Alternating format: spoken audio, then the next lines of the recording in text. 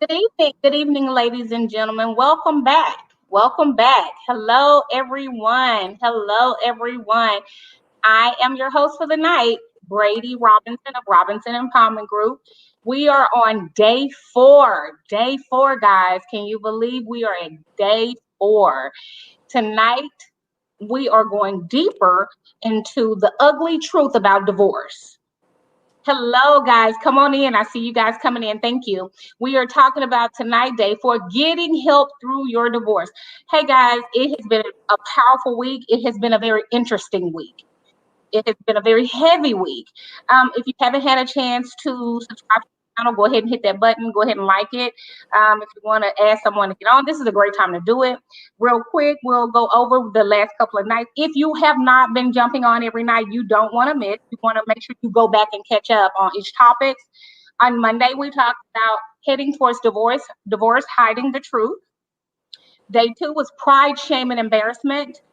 Day three, which was yesterday, was friends, family, and church people.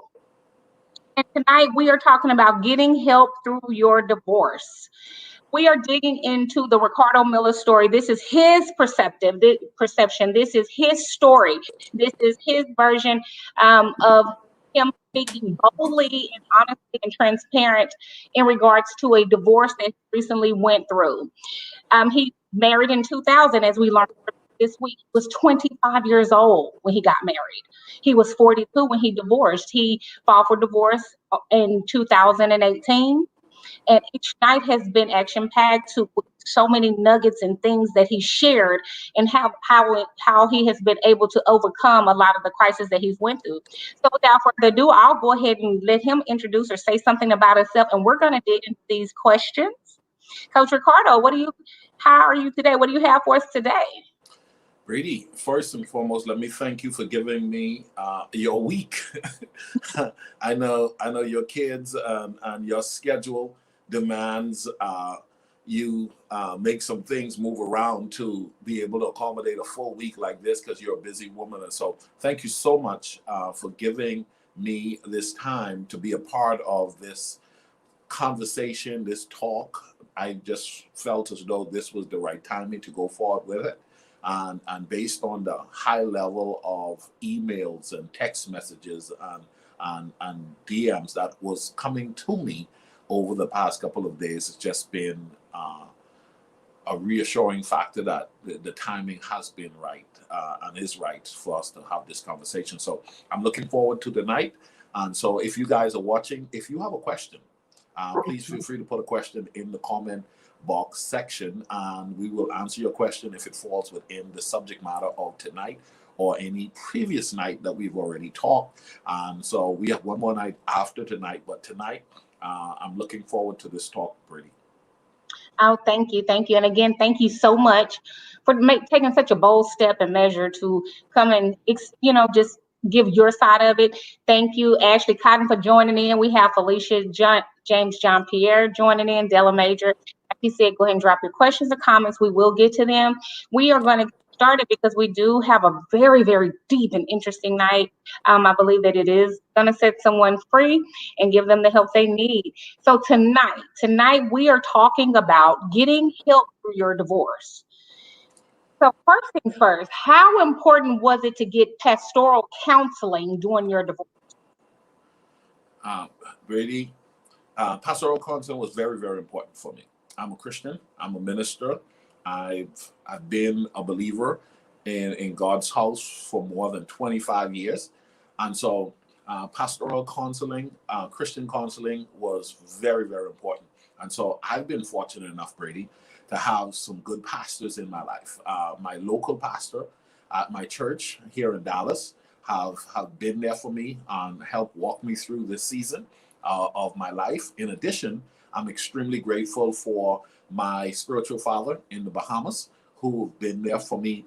He was the one who married us, and he was the one who initially discovered some of the challenges that I was going through prior to me realizing it.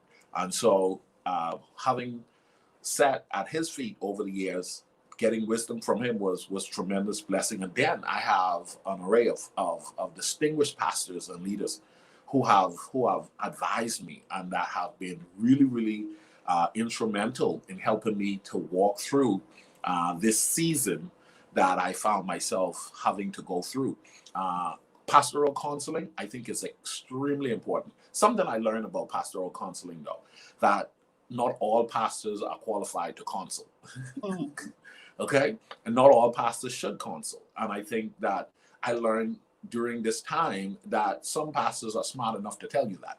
Some pastors are sure enough in their skill set to be able to say, I'm not the best person to assist you at this time with what you're going through. And they would have advised you to either go to somebody on their staff or team that specializes in counseling. But uh, others, unfortunately, I found that there were others who were prepared to want to give advice, but just did not have the skill set to advise. And so there are some people, Brady, that I've discovered that have been affected as the same time I was going through what I was going through, that did not pursue professional assistance through pastoral counseling that was skilled enough to assist them during their times of challenges. You're going through a divorce, you're going through a difficult time in your marriage, not because he is good at hearing God, means that he has wisdom for you in relation to the difficulties you're going through at this particular time. And all pastors don't know that or have accepted that. And so I'm extremely grateful for the ones that are in my life who says, who's helping you? And you need to get professional help. And one or two of them advised me, gave me good contact to say, you know what, call this person. They'll be able to help you at the level that you're going to need. Oh, that's good. Thank you. Thank you. Did you choose to acquire an attorney? Yeah, I choose to acquire an attorney. It was interesting how I decided to acquire an attorney. See, my ex-wife was a smart lady. She went to UTA and studied criminal justice with the intent to become a lawyer eventually before she chose to do something different. And so initially, as I mentioned on one of the other nights, she initially filled out the paperwork and applied for divorce. And so I was not prepared to divorce my wife. I wanted to fight through and stick with her and believe God for us to get past what we were going through. And so I prayed, I fasted, I seek counsel, and I stood with the belief that I wasn't getting a divorce. But she had filled out the paperwork, submitted the paperwork, and there was a timeline for both of us to sign. I did not. However, a couple of years went on, and I realized that nothing was changing. And it was upon that time I told her that, you know what, I'm going to file for divorce. This is not working. Well, I'm going to file for divorce was not something I was capable of doing, in that of filling out the papers properly. So I was driving, Brady.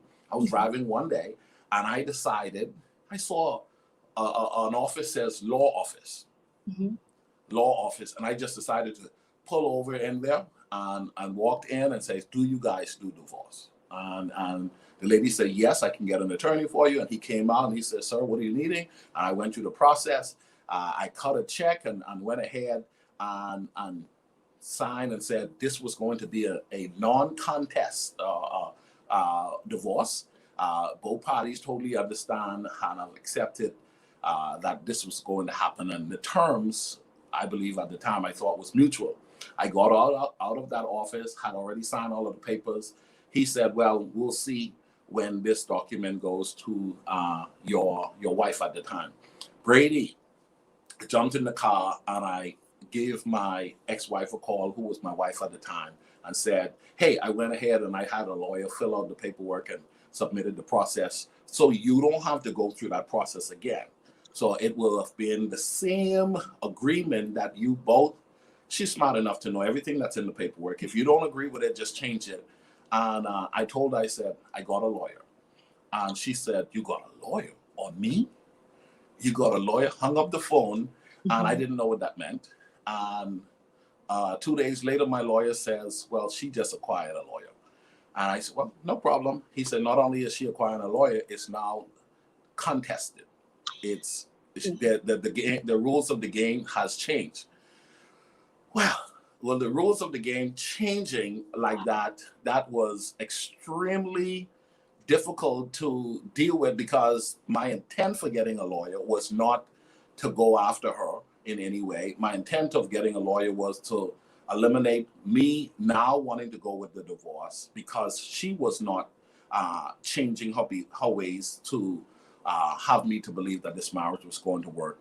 And that was the only reason why I went and got an attorney. Other than that, I knew she had the skill set to fill out the paperwork, but I didn't want to go through that with her the second time. And so I got an attorney. Okay. Thank you. Thank you for answering that. For those of us that are some on here that may not know what no contest means, can you tell us what that means when you're filing for a divorce? That means both of us aren't fighting. We've equally, mutually decided to agree upon what the terms will be and that it won't be a fight. It's going to be a mutual acceptance of both parties just wanting out on the marriage. Okay, so at this point, you have an attorney, no contest, but then when you make the phone call to let her know that I've acquired an attorney, when you fast forward a little bit, you get a call from your lawyer. Now she wants to contest. Yes. At that point, did you have a plan? No, I didn't need a plan because I just thought it was still going to be, well, what could she do? It's just, we're just going to go to the judge. I have grounds for divorce, and so I'm going to stand on my grounds for divorce. Other than that, I didn't thought it would be an issue. Okay, thank you. Were you concerned about losing assets, be that you were divorcing in a community property state? At that particular time, I was not. I had no concern about it. I thought that mutually we would have both understood what was going on and would have accepted and respected the agreement that we initially was originally going for when she filled out the paperwork. The unfortunate thing was that I was not concerned about it, but eventually found out that it was going to be an experience of a lifetime, and we would pretty much lose everything. I lost everything for sure. Okay. Do you want to talk about that?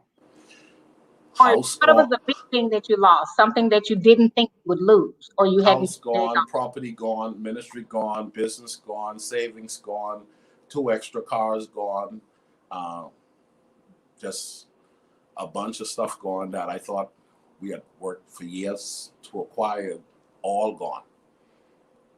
Wow. Okay. To the point, all gone to the point where I said after our divorce that apparently after getting a divorce, the only thing I walked away with was I do have my son.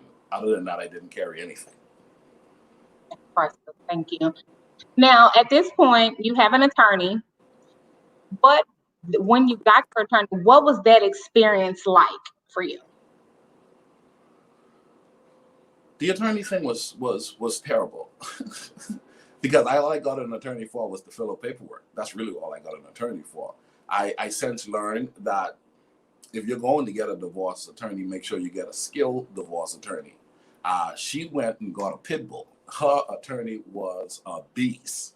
Her attorney was, as a matter of fact, I recommended her attorney a couple of times to people who needed someone to really stand for them. And her attorney came at me with vengeance.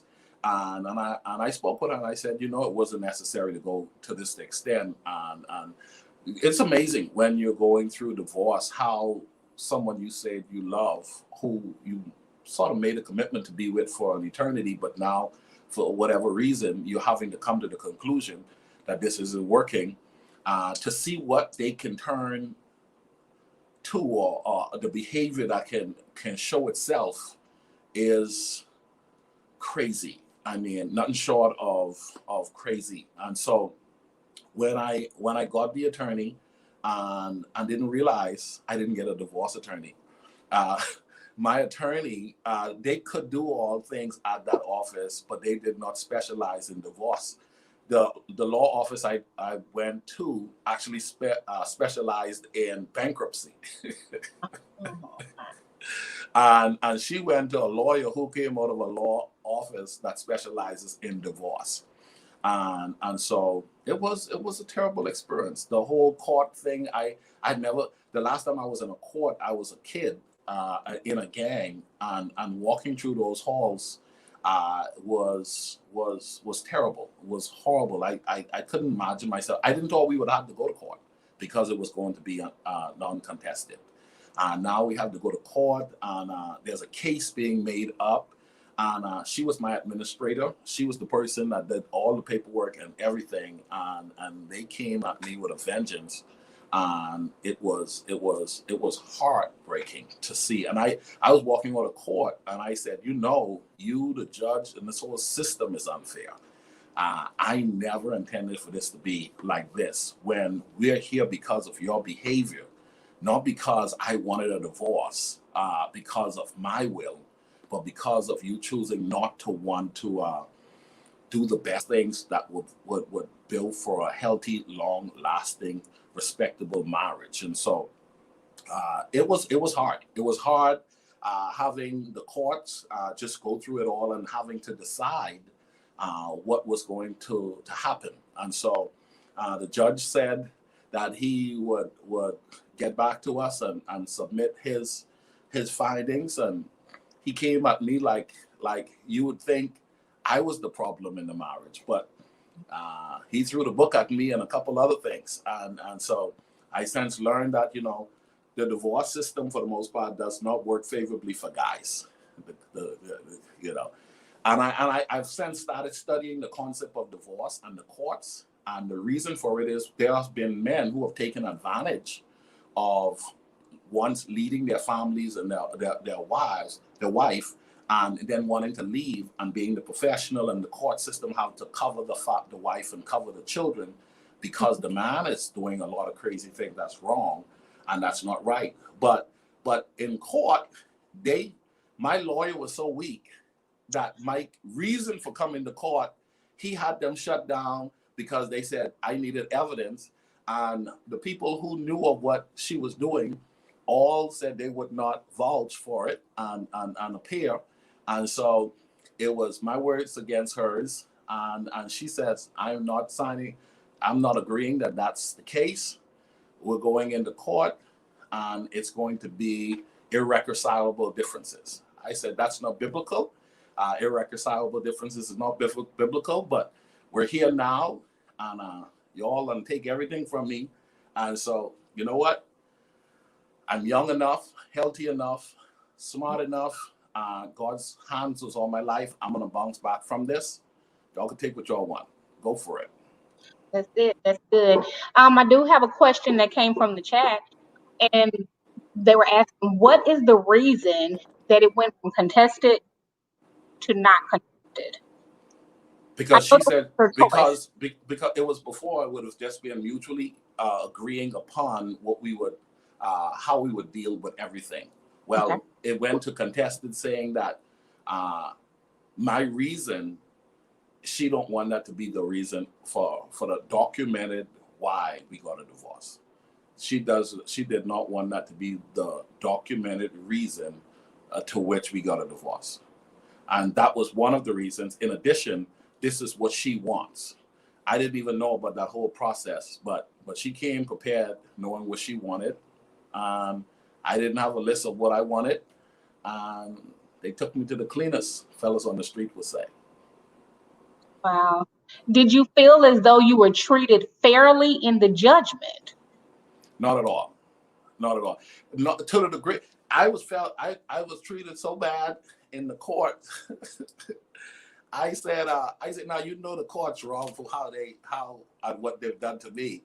And she says, well, go downgrade your apartment and freaking go drive Uber. That's our term, just like that.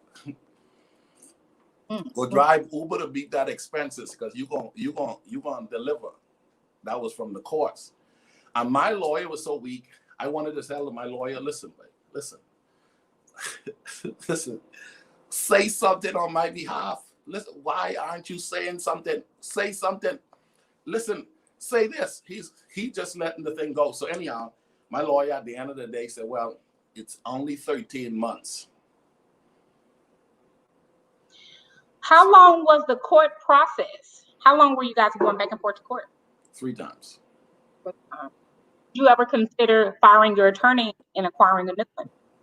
I thought about it, but the attorney was so expensive. Jesus Christ, the attorney was expensive. I already done paid the attorney, but then I didn't know every time that I found out something from what she was pursuing, when I would give them a call, every call was $75. And every email was $75.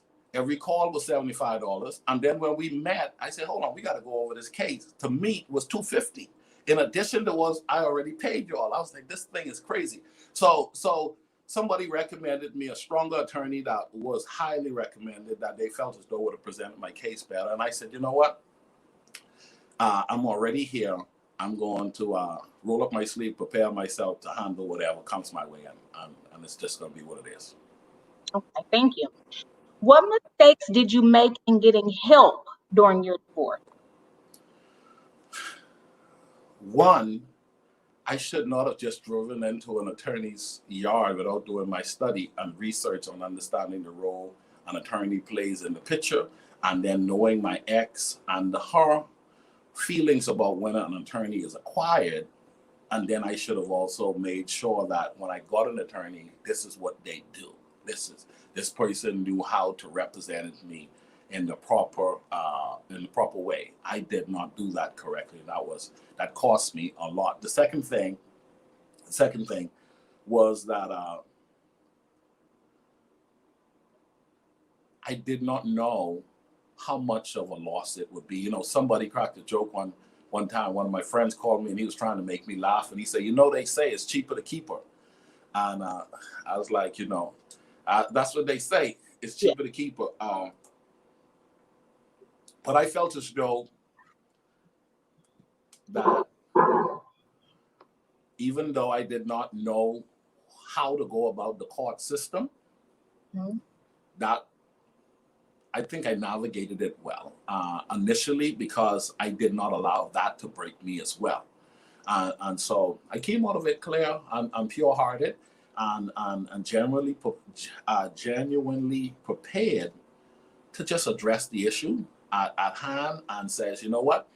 I'm going to meet the demands of whatever the system says, because whatever I got to do, I got to do. And so another mistake I probably would say I made was not doing my research and showing up to court. I did not go to court prepared. And then the people who I thought would have stood with me, that both of us knew, that I thought one or two of them would have said, listen, if she's telling a lie, she can't tell a lie. And I know different, then I would stand and agree to that. But those persons who knew that she was telling a lie, that could have showed up to represent the truth, did not. And so it just left me against her.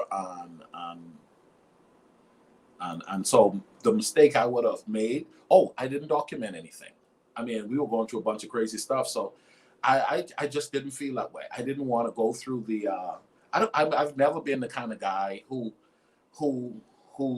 photocopying stuff and recording stuff. And if I got to live like that, that's uncomfortable. It's not a way to live. And so I didn't do that. I didn't document. I didn't keep things that I discovered. And unfortunately, that worked itself against me as well. Okay. Now, what? Hold on, let me mention one more thing. Oh, I'm sorry. Go ahead. Let me mention one more thing. I was in my feelings. I'm normally not in my feelings as much in times like this, but I was definitely in my feelings, meaning that I was so emotionally involved that I wasn't being prepared to listen to wisdom. That cost me a lot.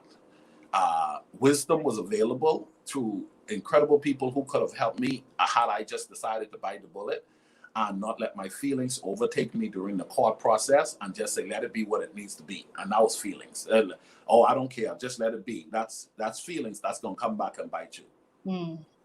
Okay. We have a question. Want to know how, at this point, how was the divorce affecting your son? At this time, my son was not aware of a lot of what was going on in our marriage, other than the fact that it started to look strange, because he'd never seen us do no major arguments and no big issue on the front end. My son lives with me now. After the court money dried up, my son found himself living with me, and so he's doing well. He's doing well with both of us, and I think he responded well. He's a sharp kid. He was 16 when this thing really hit the ceiling, and he's 19 now, and he's rock solid. And I had a conversation with him and sat down and went through each one of these sessions with him. I said, before I go to the public, I'm making sure that I go to you. Let's talk about it. He's good. Okay, thank you. How costly was bad advice given to you during your divorce? Bad advice is extremely costly. Bad advice was extremely costly. The unfortunate thing was bad advice was not probably the thing that was the worst thing for me. It was because I had a lot of good people around me. What was worse for me was the time when I would probably shut down and let my feelings overtake me rather than let wisdom guide me.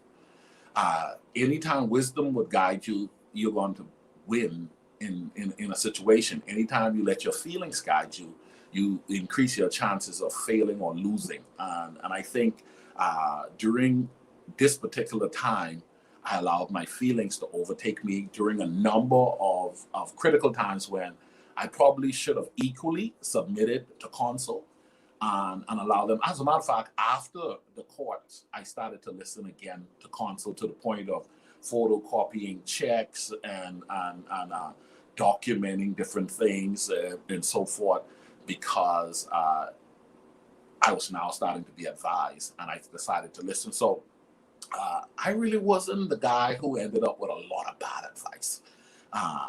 Because there aren't a lot of people I'm open to just talk to me with just any kind of advice. The people that's around me that advise me were all rock solid, incredible people, to the point where they knew even when to not advise, to the point when they say, I don't know what to say, or would give me a number or a person to contact because they felt as though the person was better qualified to address the situation. And so I had that type of support system around me.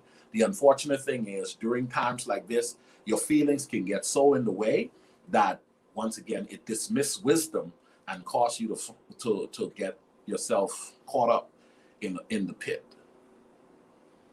Okay. Did you inform your ex that you were going to discuss your divorce on a public platform is one of the questions. And I know you kind of talked about that yesterday. Yep. Brady. Yeah, I did. And not only did I do that, I said, we both talked about some of the depth of the conversation, and talked about the fact that one day we're going to do a talk possibly together. And so I asked her at that time, because I knew that the question would come up, what would you say caused the divorce? Because this is my side to highlight what I experienced, which I decided this is the route I wanted to give. She did something similar when she did her blog series and a couple other things a little over a year and a half or so ago. I chose to do a 5-day breakdown of my experience because I really feel as though this is going to help some people. But to answer your question, yes, I spoke with her, and she said, I'm praying for the sessions, and she since apologized for us as to where we are now as divorced couples. Good deal. Thank you. How did this process affect you emotionally? It was, there were moments I felt like I was losing my mind, and then I had to shake myself back into realizing, hold on, buddy. Once again, in the words of your spiritual father, now is the time you're gonna have to live what you've been teaching. And I wanted to pull back and withdrew myself from engaging in the common normal practices that I would have been practicing and engaging myself in over that period of time. And I was advised by my counselors, those who are around me, that you should not stop what you're doing because you're not a problem, and what you're doing in relations to your profession is not a problem to you. You have an external problem, and if you feel as though it's starting to operate and affect what you're doing, then we would advise that you pull back. And so I was instructed to walk this out, to go through. Don't sit down in this. I was advised that should I decide to stop and sit in this, it would be a worse situation for me. So what I did was I walked myself through my valleys of my shadow of death, my roughest, worst season of my life. I chose not to shut down, but to continue to evolve and to accept and to evaluate and to reassess my life and then start to rebuild. And I made a vow that I'm going to live what I know. And I started to go deep within and started to extract what my mother told me. Son, you are going to survive this and so much more. I went inside of me and extract what my pastor told me. Son, this is the time for you to live what you've been preaching. I decided to extract what was inside of me, and knowing that don't you dare go ahead and vent on social media, and don't you dare go out there and start doing things that you're going to regret later. And then I looked inside of me and I says, Ricardo Miller, you've been working from you as 10 years old, packing groceries and selling newspapers. I am going to do what I need to do to take care of the court's responsibility. Not only what they said that I had to pay on a monthly basis was ridiculous, but they also gave me all of the expenses that came with all of the other previous debt that I had to decide that, you know what, I'm going to chip away at every one of those expenses. And July coming will make 2 years. And I am now in 100 times healthier place than I was prior to being married, but by the grace of God. That's good. Thank you. Now, you told us how the process affected you emotionally. Did it affect you physically? Yeah. Your appearance? Mm-hmm. Um, Brady, during the divorce, a lot of people don't know, but I ran 3 half marathons and 1 marathon at the height of my challenges of going through a bad marriage. And one of the things that I knew was that I needed to find something that will release anger, something that would be therapeutic for my mind, and something that will condition me to handle the storm that I was currently faced with. And so I found myself running Fort Worth like Forrest Gump, running in the movie. And I ran every day. I ran 10 miles. I ran 12 and 15 miles. I was running half marathons every quarter. And so to answer your question, it did not affect me physically because I put in the work. I did the initial work to make sure that I was physically fit to deal with the stress that was coming from a divorce. Mentally, I started reading. I started meditating. I started spending quality time reading the material to address the type of challenges that I was faced with to come out of this thing with the victory. I learned something and I wrote it in my book, Brady. Someone is succeeding where you're failing. Someone has figured out what you're about to go through. And I decided that I was going to start studying those who had figured out how to survive what I'm going through. And that was the thing that helped me. I was able to start working out. I went to the gym 5-6 days a week. I started running. I started doing half marathons. I did a full marathon. And in addition, I started making sure that I had good quiet time, meditation time, prayer time, and studying time. And it sort of built me up and helped me to be able to handle the different things that started to come my way to ensure that I could respond appropriately. Perfect. Thank you. Thank you.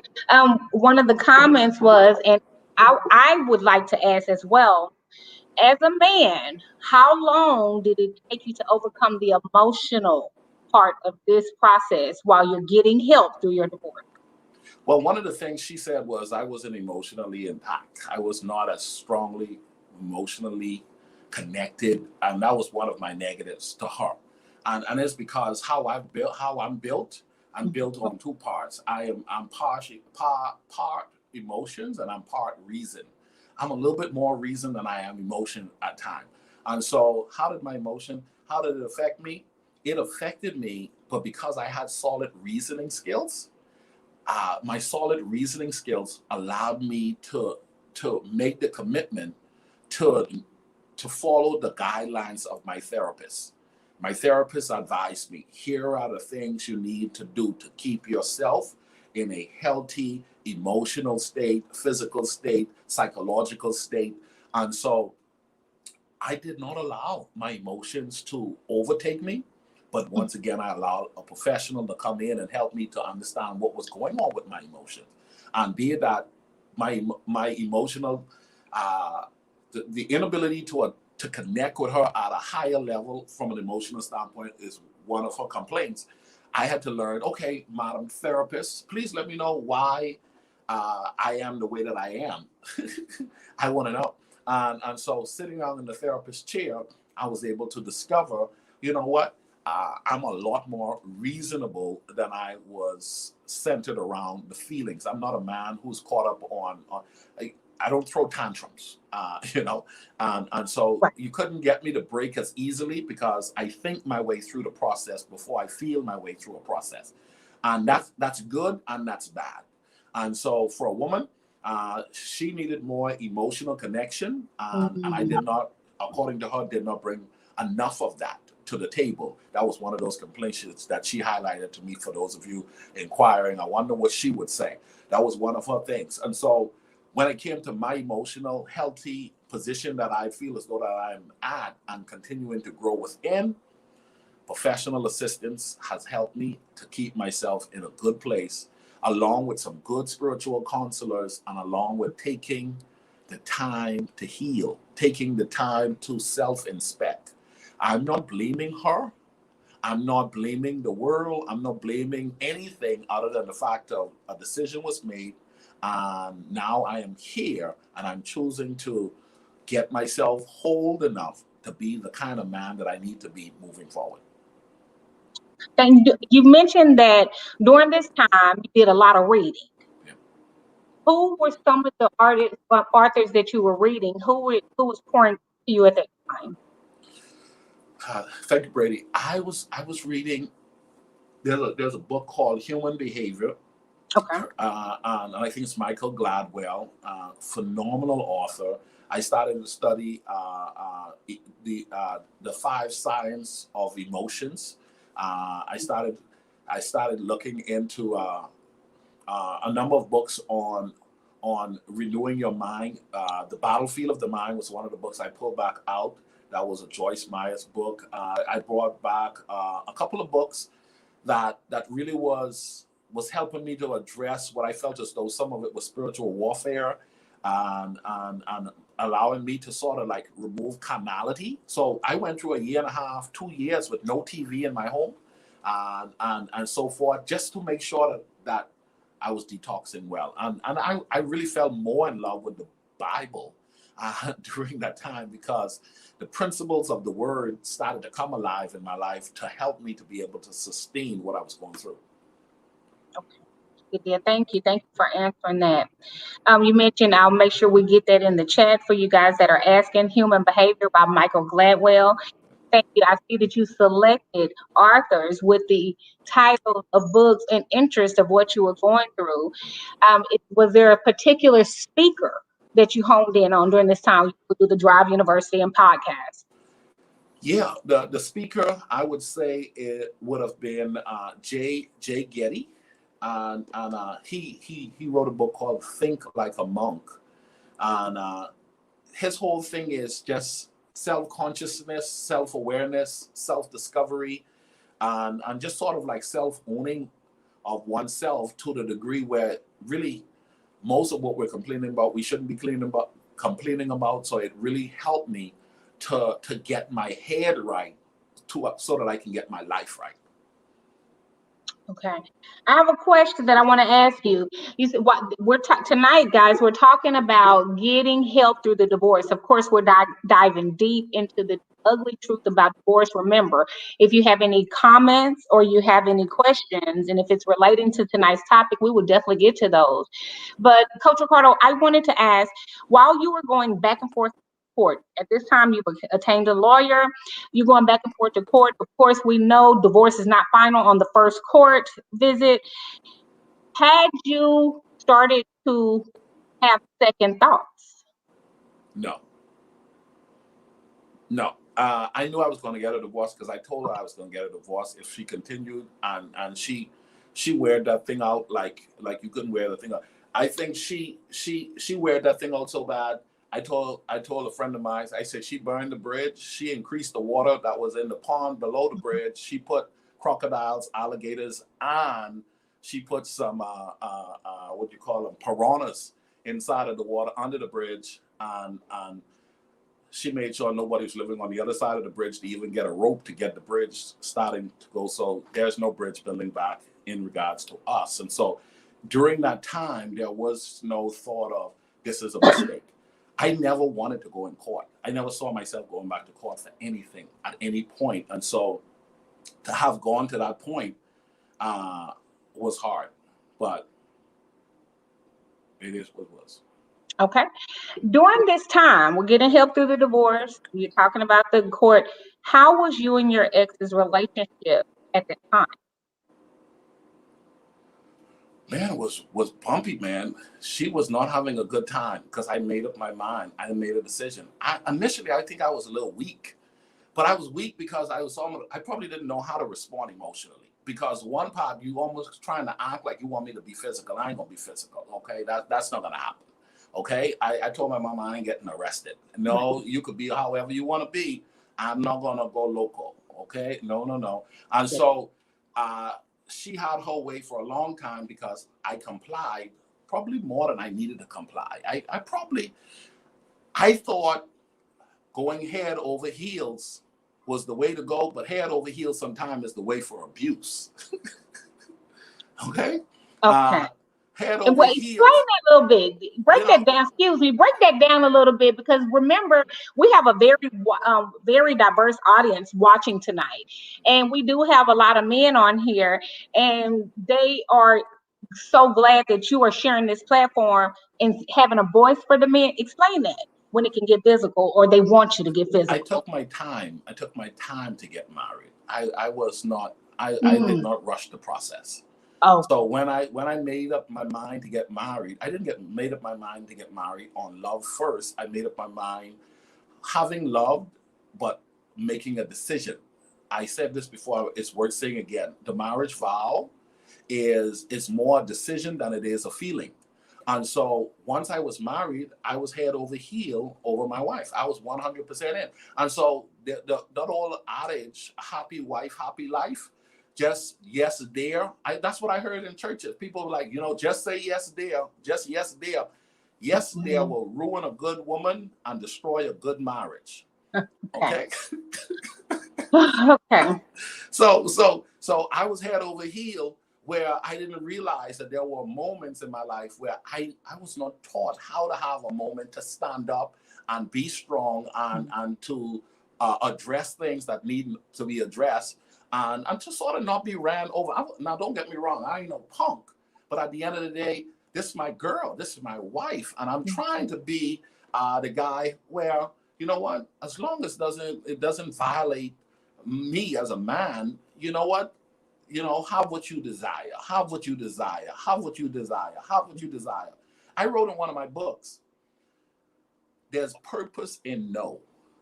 There's purpose in no. You have to learn how to know how to accept a no. But if you train and encourage someone to not know how to accept a good no, they get spoiled and their behavior could start to be inappropriate.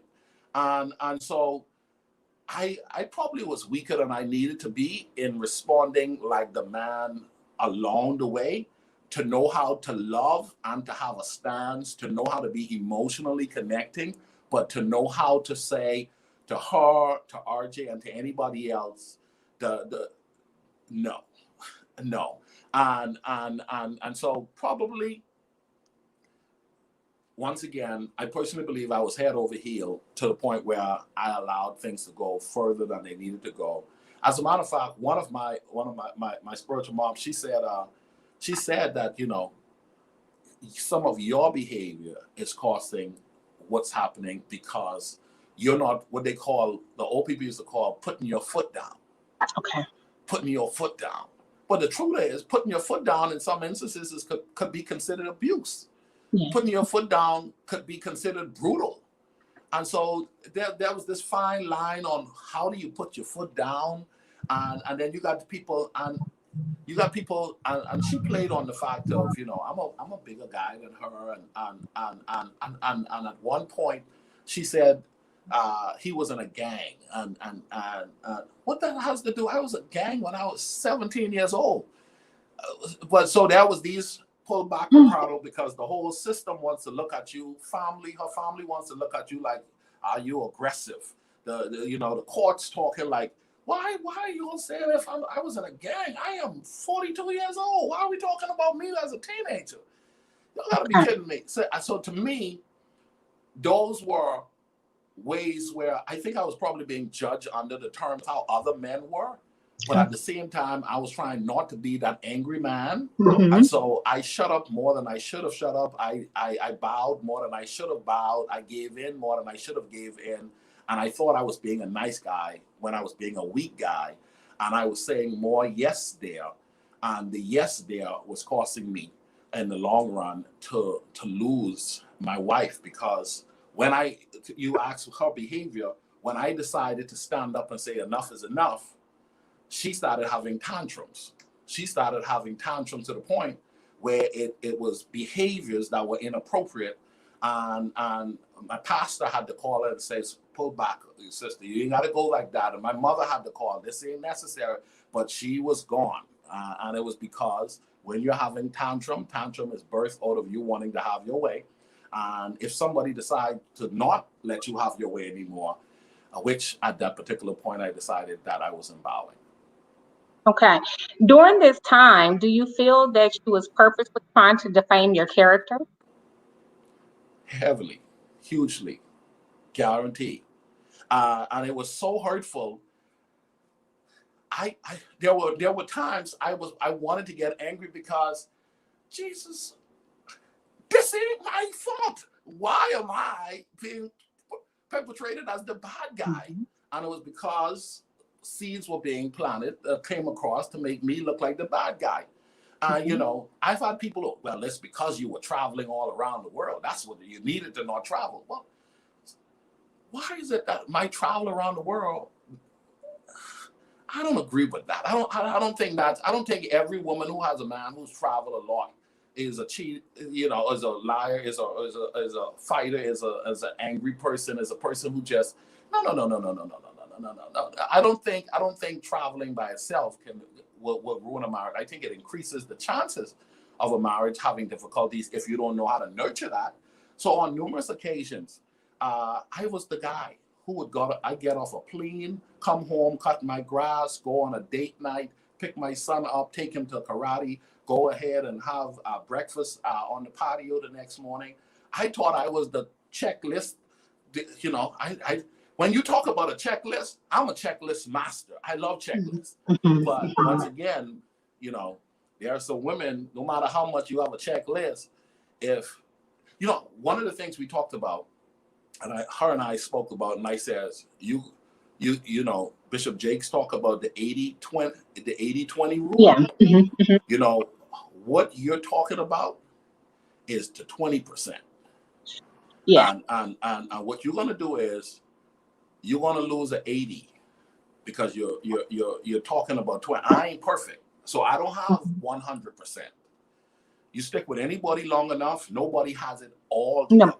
But I know this, my mantra in life has always been, I'm getting better with age. I'm getting better with age. And so I personally believe that my name was dragged through the mud a little bit by a number of people that, they wanted to test and see how I would respond to. I didn't respond bad. I wanted to go back to Soldier Road and just, hey, put some respect in my name. You hear my name again, put some respect. But I didn't go there. I didn't go there. I didn't go there. No, I didn't go there. I want to ask you a couple of times I wanted to go there. Okay, so that's what I was going into next.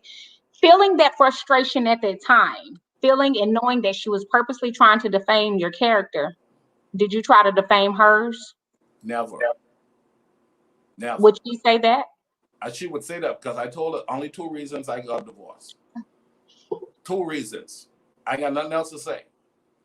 2 reasons. And I'll talk about those 2 reasons tomorrow. But the reality of it is, I told her I didn't think I had a bad marriage. I don't think she was a bad woman. I think she made 2 bad decisions at the end of the day that gave me or made me felt as though there was a release in my spirit to walk away from this.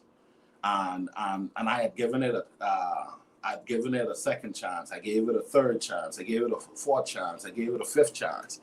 And to the point where I felt as though I was being violated at the highest level, and it was unfair. And I'm going to have to make a stand for what I believe is right.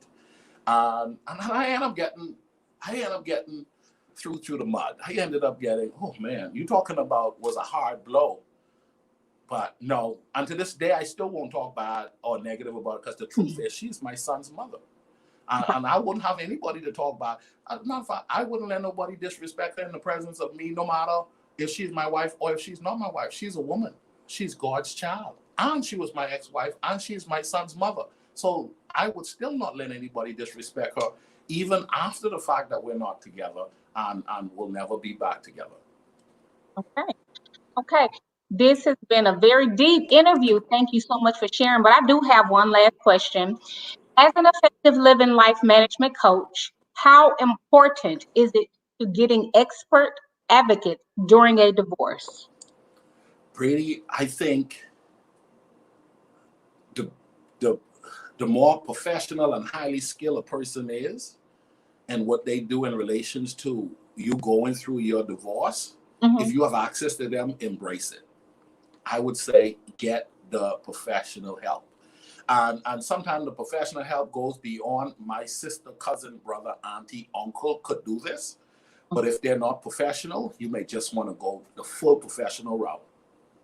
I think the professionals are there for a reason on every level. That's the therapist, that's the counselor. I'm talking about that's the minister, the pastor, that's the advisors, the people who have skill set that will help you at your greatest point of need.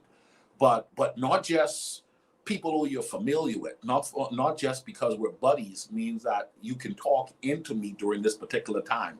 This is one of the most life-altering decisions of my life. I am going to need the people advising me to be highly skilled in advising me. Okay, thank you. Thank you so much. Thank you for answering these questions. I did get a question that came in, and I'm going to go ahead and ask it since you're being so transparent and this conversation is really touching a lot of people. Why now? Why are you able and willing to talk about your divorce publicly, live now? Because I'm free. I feel a peace. And I'm free and at peace with her. I'm free and at peace with my son. I'm free and at peace with myself. There was a song that says, I am free. Praise the Lord, I'm free. No longer bound. When I was home in my house making this decision, one of the reasons why I wanted to make the decision that would have made the best sense for what I believe God was saying to me was that I felt as though I did not want to lose my manhood. I did not want to lose my roar in life. I did not want to lose my ability to stand strong and be who I believe God was creating me to be. Now, I believe I am an example. I believe I'm a statesman. I believe I'm a light. I believe that I am an overcomer. I believe that I have shown myself to the best of my ability up to this point to allow myself to continue to grow and show that there is a right way and a wrong way to respond in having gone through a divorce. Now, I wrote in my book, Effective Living, some of the pieces of it in the book, but once again, my life is an open book. My life is an open book. My platform is called Effective Living, Brady. And the reality of it is, I'm not living a lie, and I'm not living a platform front message that shows itself up on social media without having the intent to live this thing on the back end. So there are people who are following me. There is platform development that is growing for me and where I'm going and how things are coming together. And I felt as though, you know what? There's an elephant in the room. The elephant in the room is what happened to his wife. What's going on? He was such a prominent guy with a woman next to him for so many years. I felt as though, let me help some people out. One, there will be some who are just nosy and inquisitive and they want to know. I'm not worrying about those people. But for those who, once again, allowing the elephant in the room of their bad experience to overtake them, I want them to know that don't need to be the case for them. That you can survive a divorce, you can survive a hurricane, you can survive a tornado, you can survive your bad days. We are dealt cards in life, Brady. Life is 10% of what happens to you and 90% of how you respond to it. I am not my divorce. I am not my ex-wife. My past is my past. My future is brighter than my past. So I'm not going to allow myself to let what happened then define me in a way that it damages me in a way that hinders me from ever being a man for the future. I want to be a man with a future, and I don't want to be a man carrying baggage for the rest of my future. There you have it, ladies and gentlemen. Night 4 of the ugly truth about divorce, getting help while going through a divorce. You have heard the 4th night on Coach Ricardo Miller's testimony and story of his experience of what he went through when he filed for divorce and during the process of. Guys, this has been a week-long series where a lot of truth has been revealed. A lot of help has been given out. We're getting a lot of feedback. People are asking for help. Guys, we have one more night, and you do not want to miss tomorrow. Friday night's topic is why Coach Ricardo Miller got divorced in his own words. It's his story. Tomorrow at 7:30, the same time, spread the word. Have your friends listen in. Make sure you've subscribed if you've done that. And we are wrapping it up. But before we do, remember, he recently published a book. There you go. And if you have not ordered it, I suggest you go ahead and do that because he does speak about his divorce in that book. I suggest you go ahead and get it. Also, check out his website, ricardomiller.com. He is the founder and owner of Effective Living, where he offers coaching packages. And I know I got a lot of questions of how is he so cool, calm, and collective at this point, but doing the work and the coaching. I just wanted to wrap it up with that. Did you have anything you want to say before I close us out? I saw a question in the chat, Brady, that talks about what about the future. And so there's a possibility of a book coming. I just know, man, I want to live my life for the rest of my life, helping as many people as possible. If that means another book, stay tuned. If you haven't gotten this book, this book is the guide that I use to help me to get to where I am. There's nothing in that book that I don't engage in from a real standpoint to ensure that I'm living life effectively. And so my advice to you is get a copy of the book. My advice to you is think about what was stated already and ask yourself the honest question as to what you need to do to make sure that you can keep your marriage healthy for those of you that are married. And for those of you that are dealing with having gone through a divorce, you got to ask yourself, am I carrying the baggage of the past still with me months, years after a divorce? You got to do the work. Okay. Thank you, guys. We are going to wrap it up. I will see you tomorrow, 7:30. You cannot miss tomorrow. Thank you to all of you guys that have been joining us every night. Thank you for our first-time listeners on tonight. But tomorrow is the night.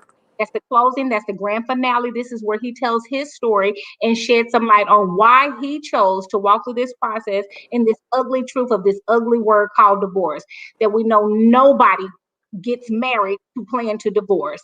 Thank you, Coach Ricardo, for being transparent. Thank you for this platform. Ladies and gentlemen, we will see you on tomorrow at 7:30. Subscribe, like, send this link to people so they can catch up on it that weren't able to watch it. You ladies and gentlemen, have a great evening.